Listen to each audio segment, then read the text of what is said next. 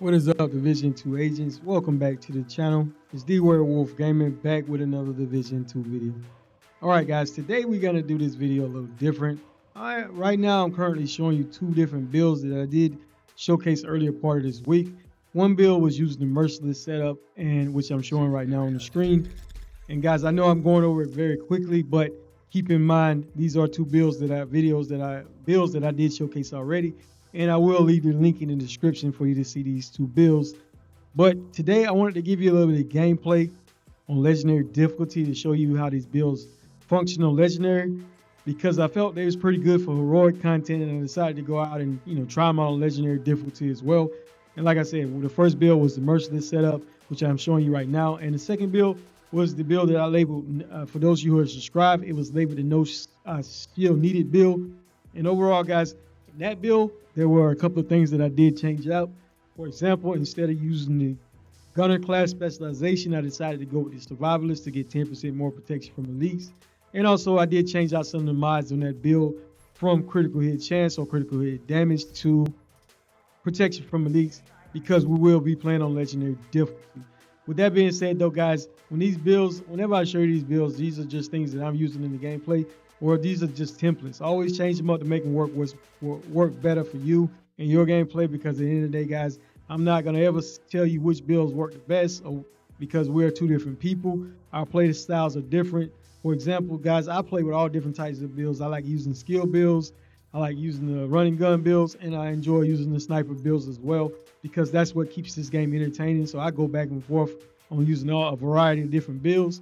But I know some people don't really care for the sniper builds, and there are some gamers who don't even like using the modifiers. But if you've been playing this game since 2019, the modifiers is what really keeps this game interesting in my opinion, and it's one reason why I do enjoy using. One other thing I do want to point out guys is in the gameplay I will also be using the modifiers as well, because like I say, I enjoy it, and it basically enhances these builds to make them work even better. But I can assure you guys these builds do work on heroic content without the modifiers, because I always try them out. And some of these builds I've used often anyway. For example, the second build, the tank build with 2.1 million armor guys, I did use that build in the previous climax mission.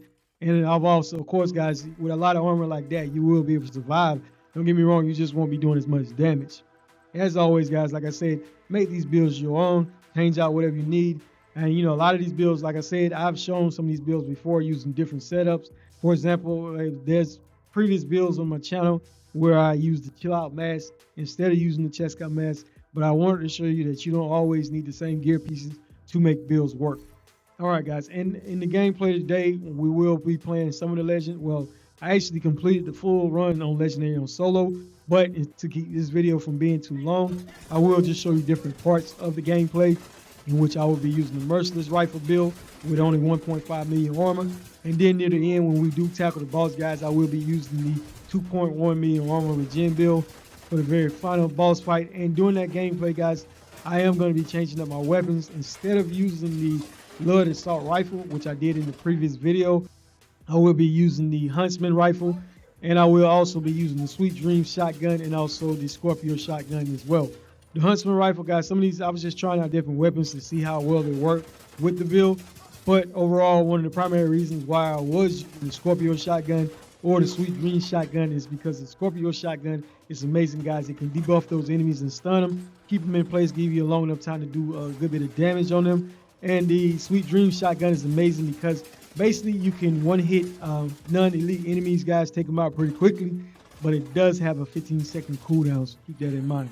One last thing I do want to point out though is that just because these builds work for me doesn't always necessarily mean it's going to work for you guys. So I want to point that out, because like I said, our play styles are not always the same. And another thing guys I do want to say is that at the very end, you will see I will also be changing up my skills as well, because for example, the final boss, when he does come out, I will switch to my turret and drone.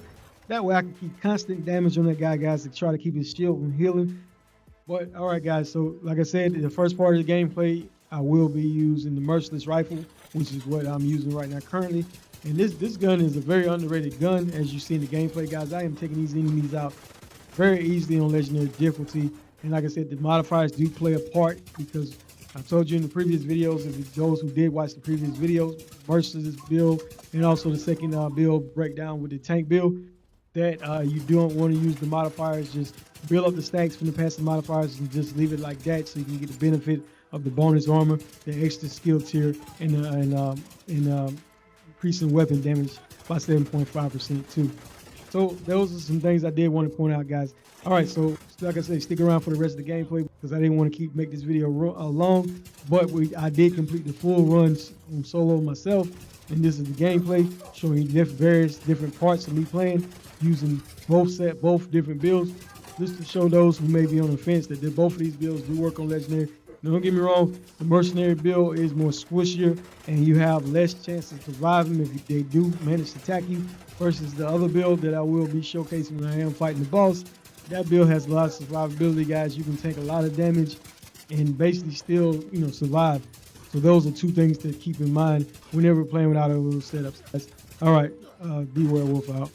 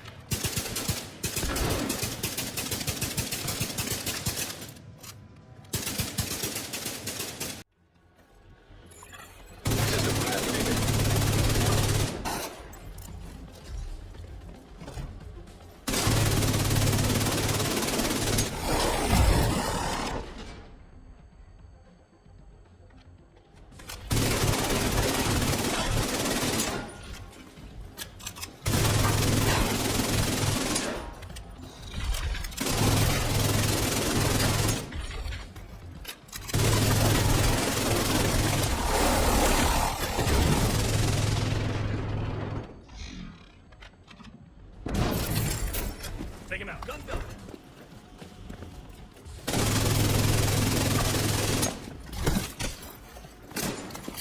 Lock the man. Stay down.